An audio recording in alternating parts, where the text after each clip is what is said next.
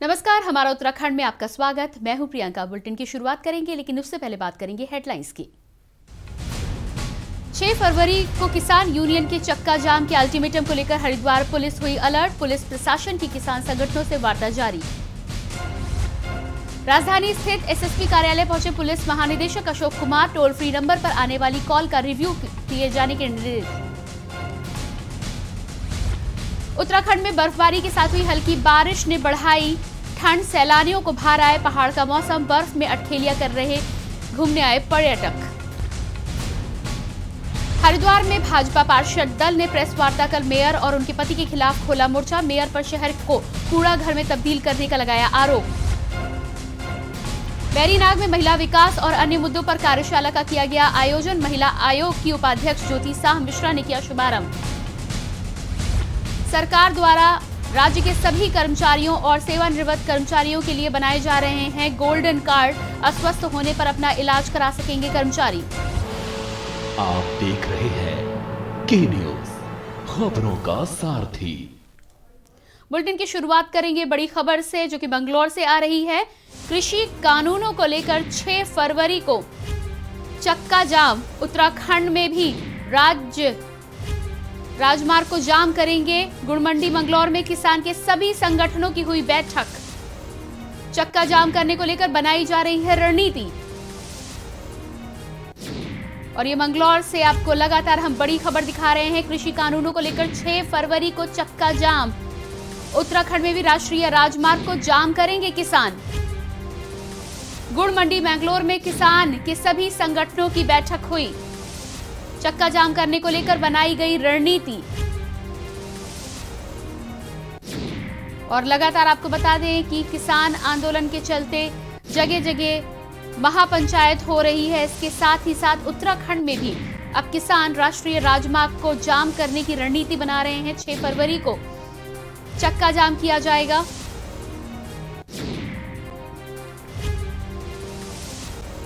और तस्वीरों में आप देख सकते हैं किसानों की बैठक, जिसमें रणनीति तैयार की जा रही है 6 फरवरी को लेकर, जिसमें राकेश टिकैत के समर्थन में तमाम किसान एक साथ मिलकर चक्का जाम करने की योजना बना रहे हैं। इसका ऐलान वो पहले ही कर चुके हैं।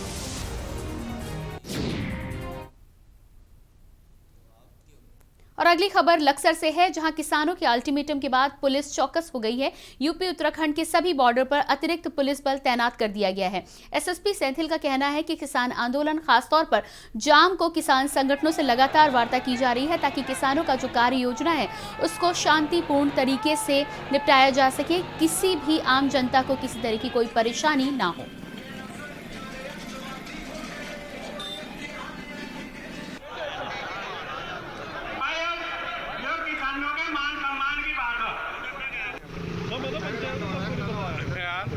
हमारे अध्यक्ष बता रहे हैं, आ जाएंगे। एक बात तो बताओ, पंचायत में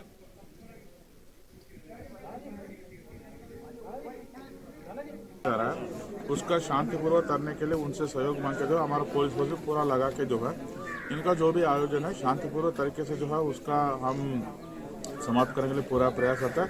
और जनता का भी इनका आयोजन से असुविधा भी कम से कम हो, उस पर भी हम पूरी तरीके से कार्य करें। शेयर नहीं कर सकते हैं, लेकिन जो भी है हम जो है पूरी तरीके से तैयार है कि हमें पूरा विश्वास है कि उन लोगों से भी हमने अपील कर रखी है कि शांतिपूर्वक तरीके से इनका जो भी कार्यक्रम हो समाप्त। और इसी बीच मसूरी से एक बड़ी खबर आ रही है। बर्फबारी से सैलानियों से गुलजार हुई मसूरी। हजारों की संख्या में यहां पर सैलानी पहुंच रहे हैं। ऑफ सीजन में भी सीजन जैसा नजारा देखने को मिल रहा है मसूरी की घाटियों में। कोरोना के बाद पहली बार सैलानियों का हुजूम यहां पर उमड़ा है। और ये बड़ी खबर आपको दिखा रहे हैं मसूरी से, जहां पर बर्फबारी के चलते सैलानियों की भीड़ बढ़ चुकी है। हजारों की संख्या में यहां सैलानी पहुंच रहे हैं। ऑफ सीजन में भी सीजन जैसा नजारा देखने को मिल रहा है, जिससे स्थानीय व्यापारी भी खुश हैं और पर्यटक भी।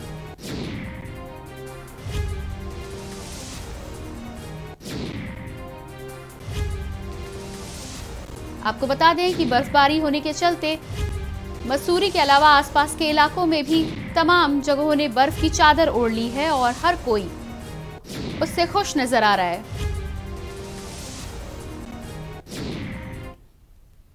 लंबे इंतजार के बाद सरोवर नगरी की ऊंचाई वाली चोटियों सहित आसपास के क्षेत्र रामगढ़ मुक्तेश्वर में आखिरकार बर्फ की चादर ओढ़ ली है। नैनीताल व आसपास अमूमन नवंबर दिसंबर माह में हिमपात हो जाया करता था, किंतु इस बार फरवरी में भी हिमपात हुआ है और मौसम विभाग की भविष्यवाणी फिर से सटीक साबित हुई है। देर रात से हो रहे हिमपात को देखने के लिए पर्यटक नैनीताल पहुंचने लगे हैं, तो वहीं हिमपात होने से जहां एक और स्थानीय व्यापारियों के चेहरे खिले हैं, तो वहीं दूसरी तरफ नैनीताल पहुंचे सैलानी भी बर्फबारी से काफी खुश नजर आ रहे हैं।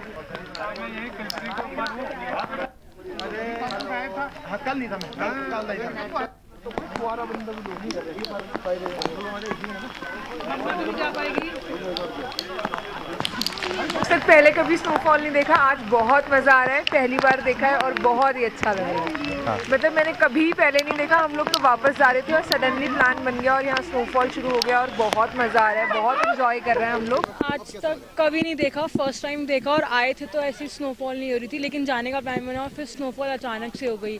ऐसा फर्स्ट टाइम हो रहा है मेरे साथ और मैं बहुत खुश हूँ पहली बार स्नोफॉल देख के। बहुत अच्छा लग रहा है, हमें बहुत ही ज़्यादा अच्छा लग रहा है। हम पहली बार स्नोफॉल देख रहे हैं, लाइफ में पहली बार देखा है, कभी आज तक नहीं देखा। तो नैनीताल आए थे घूमने तो पता चला यहाँ स्नोफॉल हो रहा है, तो लेकिन हम बहुत एंजॉय कर रहे हैं। पिथौरागढ़ जिले विश्व पर्यटक स्थल चकौड़ी और मुनासरी में देर रात भारी बर्फबारी हुई। यहां पर घूमने आए पर्यटकों ने बर्फबारी का जमकर लुत्फ उठाया। पर्यटकों ने बर्फबारी की फोटो और वीडियो तक बनाई है। बर्फबारी से तापमान में भारी गिरावट दर्ज की गई है। बर्फबारी के क्षेत्र के काश्तकारों से चेहरे खिल उठे हैं। इस वर्ष तक पहली बर्फबारी चकौड़ी और मुनस्यारी क्षेत्र में हुई है। बर्फबारी के कारण जनजीवन भी प्रभावित हुआ है।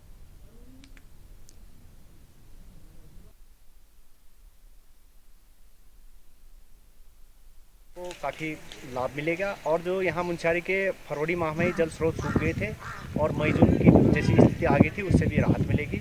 और सीमांत क्षेत्र में जो है कि ये इस वर्ष की पहली हिमपात है मार्केट तक, क्योंकि इससे पर्यटनों को भी बढ़ावा मिलेगा। और थल मुनस्यारी मोटर मार्ग बंद हो चुकी है, विद्युत लाइन क्षतिग्रस्त हो चुकी है और विभाग जुटी हुई है रोड खोलने में। लोक निर्माण विभाग भी और विद्युत विभाग भी लाइन जोड़ने में लगे हुए हैं। इससे जो है कि जो साग सब्जी है, खेती है, उसको काफ़ी किसानों को लाभ मिलेगा। उत्तराखंड में लगातार मौसम बदलता जा रहा है। प्रदेश में हुई बारिश और बर्फबारी से ठंड और ज्यादा बढ़ गई है। शहर के सबसे ऊंचाई वाले लाल टिब्बा क्षेत्र में जमकर हिमपात हुआ। वहीं धनौल्टी, बुराशंडा, पौड़ी, मुनस्यारी, बागेश्वर में बर्फबारी के बाद पहाड़ों में बर्फ की सफेद चादर ढकी हुई दिखाई दे रही है। बर्फबारी से स्थानीय लोगों के चेहरे खुशी से खिल गए हैं। बर्फबारी का लुत्फ उठाने के लिए गुरुवार को ही सैलानी मसूरी पहुंचे और बर्फबारी का आनंद लिया।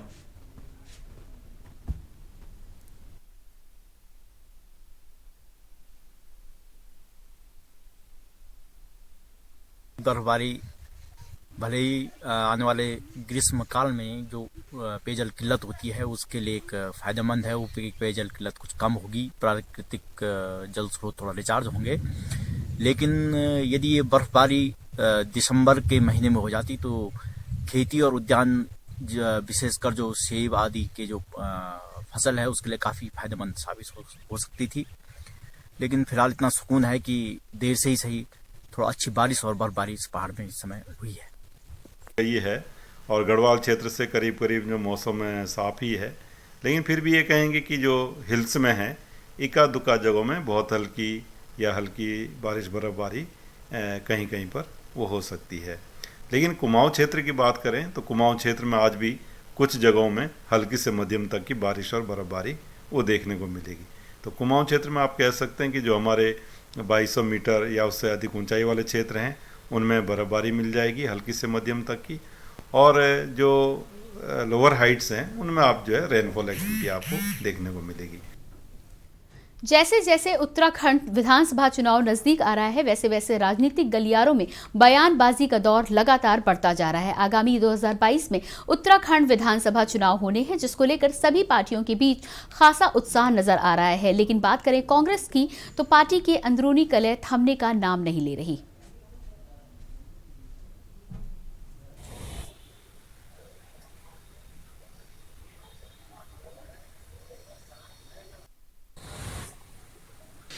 देखिए, भारतीय जनता पार्टी में हरीश जी लड़े, दिनेश जी लड़े, रमेश जी लड़े, हमारी सेहत पे कोई फर्क नहीं पड़ता, ये उनका आंतरिक मामला है। लेकिन मैं कांग्रेसियों को ये भी याद दिलाना चाहता हूं कि हरीश रावत जी को देखकर हमारे मन में कोई भय नहीं है। हमारे नेता बच्चे सिंह रावत जी ने उनको 4 बार चुनाव हरवाया। हमारे नेता अजय भट्ट जी ने उन्हें अभी लोकसभा का चुनाव हरवाया।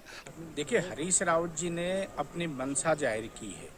वैसे अगर विगत के चुनाव में अगर हम दृष्टिपात करें, चाहे 2002 में देखिए वो प्रदेश के अध्यक्ष थे, उनके नेतृत्व में चुनाव लड़ा गया था, लेकिन वो कई विधानसभा क्षेत्र से किसी भी क्षेत्र से उन्होंने चुनाव नहीं लड़ा। और 2007 में भी चुनाव नहीं लड़ा।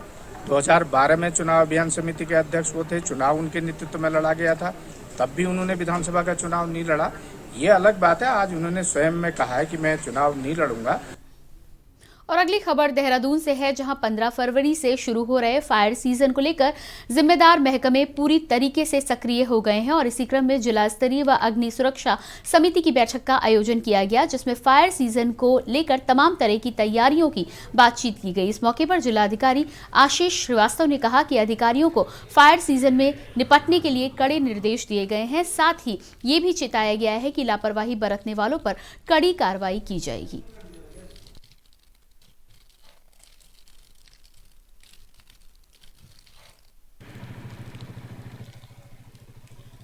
क्या फायर सीज़न हमारा 15 फरवरी से शुरू होगा और जो लगभग 15 जून तक जो है फायर सीज़न माना जाता है। जो हमारा पर्वतीय क्षेत्र है, चक्राता, त्यूनी, कालसी वाला जो एरिया है, वहाँ पर फॉरेस्ट फायर होता है। कुछ हमारे यहाँ पर फॉरेस्ट फायर यहाँ राजा जी नेशनल पार्क के आसपास, शहरी क्षेत्र के आसपास होता है, जो लोग जानबूझ करके लगा देते हैं। तो उसमें हमने ये कहा है कि जो प्रिवेंटिव मेजर्स हैं उस पर ज़्यादा ध्यान दिया जाए in comparison to control measures के, और हम प्रिवेंशन कर पाएँ वो ज़्यादा बेटर होगा। काशीपुर में लंबे समय से एआरटीओ कार्यालय में दलालों का जमावड़ा लगा रहता है और एआरटीओ के कर्मचारियों से दलाल मिलकर जमकर चांदी काट रहे थे। एआरटीओ कार्यालय के कर्मचारी और अधिकारी उस काम में टाल मटोल कर लोगों को दलालों के भरोसे छोड़ रहे थे। काशीपुर में आए नए एआरटीओ अधिकारी अशीत कुमार ने दलाली को बंद कर दिया और लोगों से कहा कि जिसका काम है वह स्वयं आकर अपना काम कराए। यदि कोई कर्मचारी काम में टाल मटोल करता है तो वह आकर उनसे शिकायत करे, उनके खिलाफ कार्रवाई की जाएगी। नए एआरटीओ के सिंघम तेवर देखकर दलाल बौखला उठे और एआरटीओ पर दबाव बनाने के लिए उनके कार्यालय में अराजकता फैलाते हुए सरकारी अधिकारी पर दबाव बनाने की कोशिश करने लगे, जिसको लेकर एआरटीओ अशीत कुमार ने तत्काल पुलिस को सूचना दे दी। जिसके बाद सूचना मिलते ही पुलिस एआरटीओ कार्यालय पहुंच गई, जिसको देख सारे एजेंट वहां से रफू चक्कर हो गए।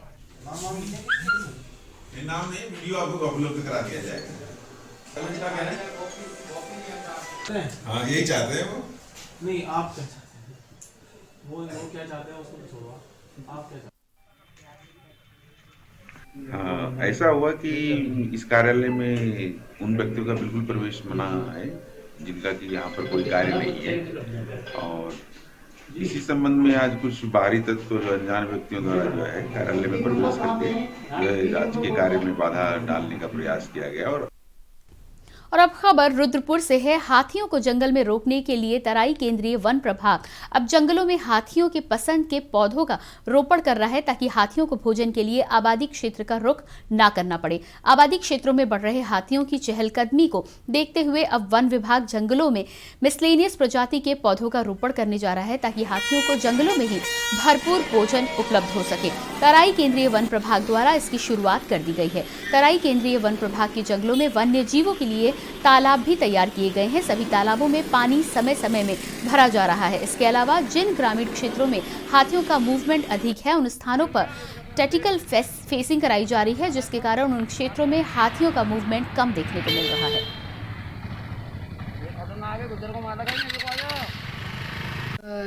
जो ये मेन रामपुर रोड है, उसके दोनों साइड में हमारे तराई केंद्रीय का जंगल है।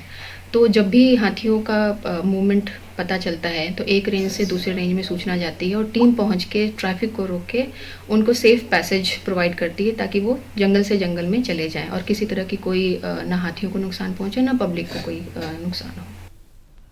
और फिलहाल रुकेंगे एक छोटे से ब्रेक के लिए। ब्रेक के बाद फौरन होते हैं हाजिर।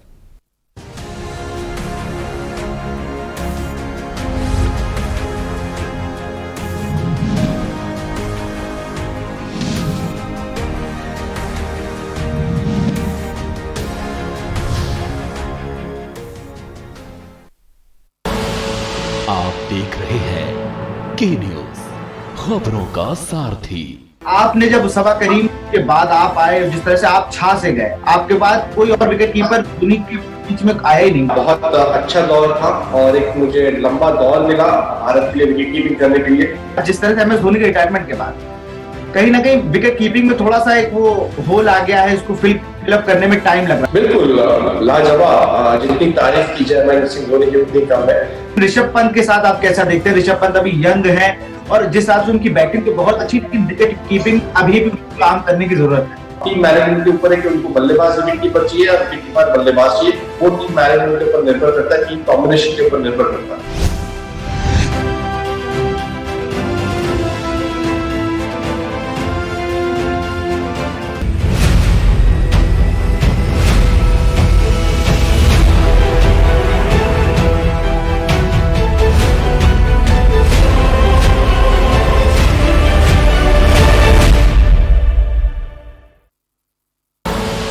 आप देख रहे हैं के न्यूज, खबरों का सारथी।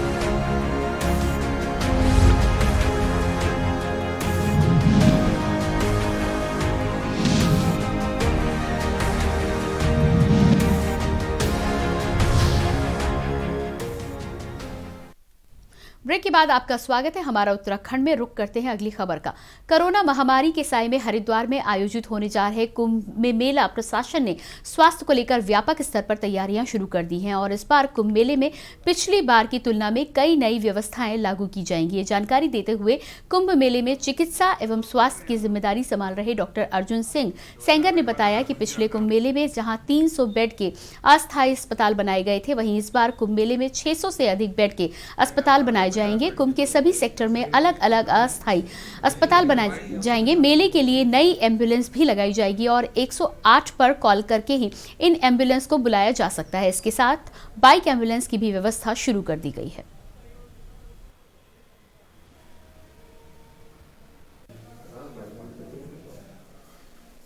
व्यवस्था तो कर रहे हैं हम लोग।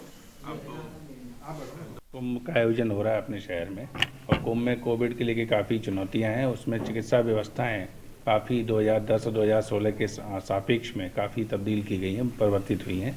उसके विषय में मैं आप लोगों के माध्यम से सभी जनता को, देश के और प्रदेश की सभी जनताओं को तो बताना चाहता हूँ कि चिकित्सा व्यवस्था में कोई कमी नहीं है। चिकित्सा व्यवस्था पहले से बेटर हुई।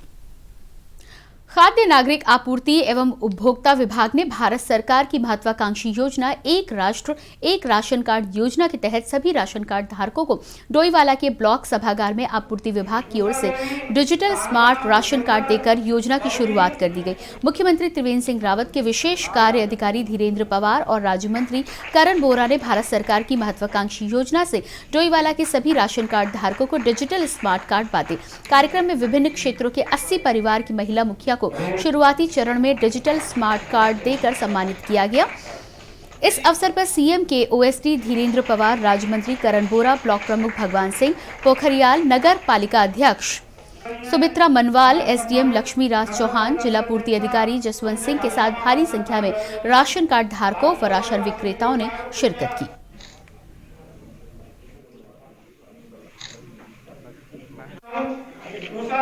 माननीय प्रधानमंत्री महोदय का और उत्तराखंड सरकार का बहुत बहुत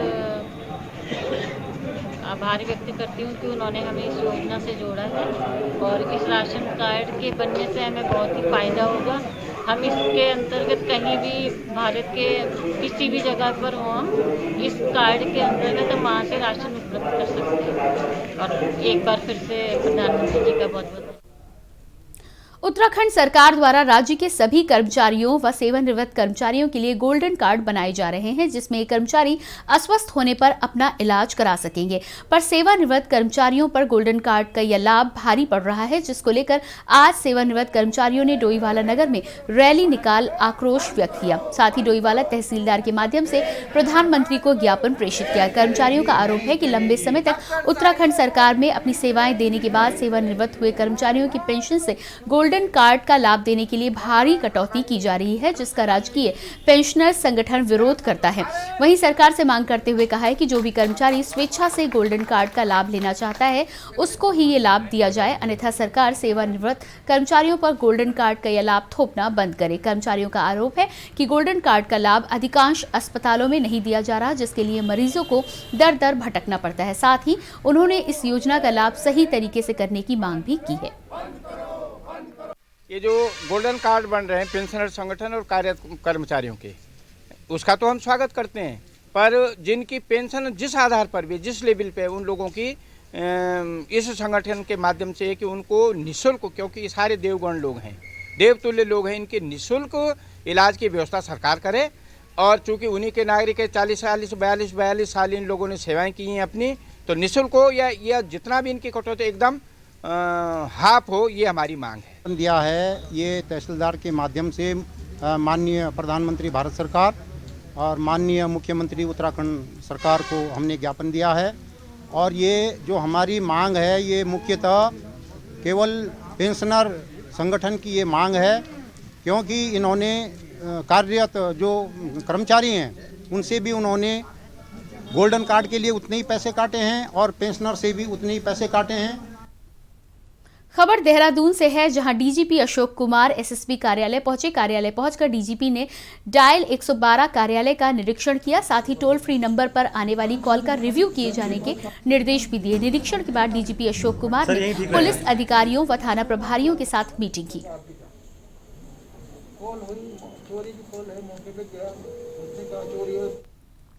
बैरीनाग में महिला विकास एवं लैंगिक मुद्दों, चुनौतियों एवं संभावनाओं पर एक कार्यशाला का आयोजन किया गया। वहीं कार्यशाला का उद्घाटन महिला आयोग की उपाध्यक्ष ज्योति शाह मिश्रा ने किया और महिलाओं से अपने अधिकारों के लिए आगे आते हुए आत्मनिर्भर बनने के साथ ही समाज में महिलाओं पर हो रहे अत्याचार का विरोध करने और बेटियों को गलत हाथ में नहीं सौंपने की अपील भी की। इस दौरान उत्कृष्ट कार्य करने वाली ग्राम प्रधान आशा आंगनबाड़ी कार्यकर्ताओं को प्रशस्ति पत्र और स्मृति चिन्ह देकर उन्हें सम्मानित किया। साथ ही विभिन्न योजनाओं की जानकारी भी प्रदान की। महिलाओं की संख्या पुरुषों की अपेक्षा बहुत कम है। 1000 में से 800 और 800-900 के बीच में, 800 और 810 के बीच में मैंने देखा था कल वहाँ। यहाँ तो आज इतना ज़्यादा वो नहीं था, डीडी हाट में देखा था। उसी विषय में हम लोगों ने एक संगोष्ठी की थी कि किस महिलाओं की भ्रूण हत्या के बारे में, कन्या भ्रूण हत्या के बारे में आज ये संगोष्ठी थी। उस विषय में आज सभी आंगनवाड़ी कार्यकर्तियों को बुलाया गया था। और फिलहाल इस बुलेटिन में इतना ही, लेकिन आप लगातार देखते रहिए के न्यूज़ इंडिया।